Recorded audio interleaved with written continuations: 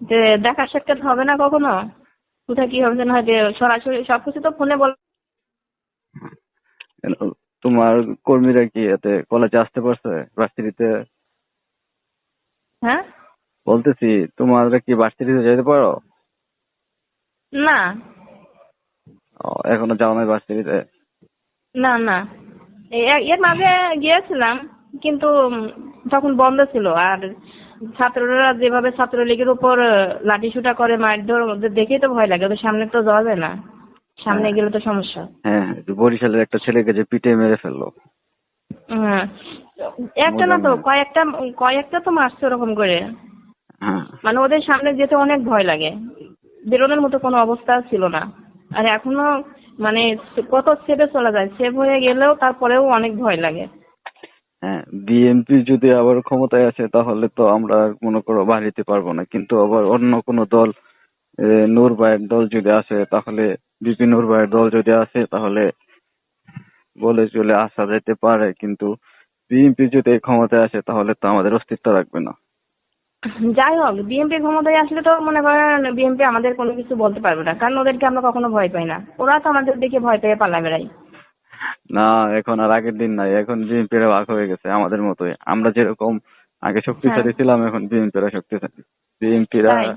হ্যাঁ তুমি তো এখনো দেখো নাই, বিএনপির রাজনীতি তো কখনো দেখো নাই, তাই কথা না বলতেছো। না, দেখছি, কিন্তু এতটা এখন তো মনে করে তত্ত্বাবধান সরকারের হাতে ক্ষমতা, এই জন্যই ভাবছে ওরা অতটা মানে উত্তেজিত হবে না, অতটা মারধর হানা মানে আগুনে পুরানো এটা সেটা মনে হয় এতটা পাবে না। আমি এই জন্যই বলছি আর কি। বিএনপিরাও অনেক খারাপ। বিএনপির 2006 থেকে 6 সাল পর্যন্ত যে অরাজকতা করছে তার 100 ভাগের 1 ভাগ আওয়ামী লীগ করেনি। অনেক আগুন ধরে কত বাড়ি গাড়ি পোড়াইলো, কত মানুষকে পিটাইলো, কত ধরনের মারামারি করলো। যাই হোক, তা আপনি কি এদিকে আর আসতে পারবেন না কখনো সাদ্দাম ভাই? কোথায়?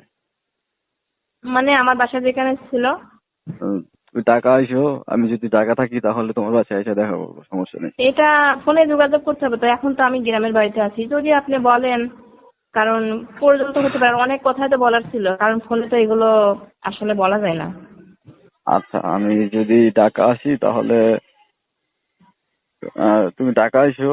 যদি আমি ঢাকা আসি, সিচুয়েশন এরকম যদি হয় তাহলে তোমার বাসায় এসে দেখা করবো, সমস্যা নেই। আমাকে আগে হ্যাঁ, না বললে আমি ঢাকাতে একা একা আসি, এখানে আমার তো কোনো নিরাপত্তা নেই। আমি অনেক ভয় পাই, ভয় লাগে অনেক, থাক এখন কখন আর, কোন সময় কি হয়ে যায়। এখন আর আসার কারণ প্রয়োজন এখন নাই, এলাকাতেই থাকো। 1 বছর খানিক যাক, তারপরে একটু পরিস্থিতি ঠান্ডা হলে তারপরে আসা যাবে না, এখন একটু গা টাকা দিয়ে থাকো। ভাই আপনি খাওয়া দাওয়া করছেন নাকি? বাসার বাইরে না বাসায় আছেন? না, আছি এক জায়গায় আছি, খাওয়া দাওয়া এখনো হয়নি, হবে। তো ঠিক আচ্ছা, আছে, তাহলে ভালো থাকো। হ্যাঁ, এই যে মাঝে মাঝে এই নাম্বারটা মাঝে মাঝে একটু কল দিয়ে যোগাযোগ রাখেন, কোথায় আছেন, কিভাবে আছেন, পরিস্থিতি কোথায় কেমন হচ্ছে। ওকে, ঠিক আছে, ভালো থাকো। ঠিক আছে, ওকে।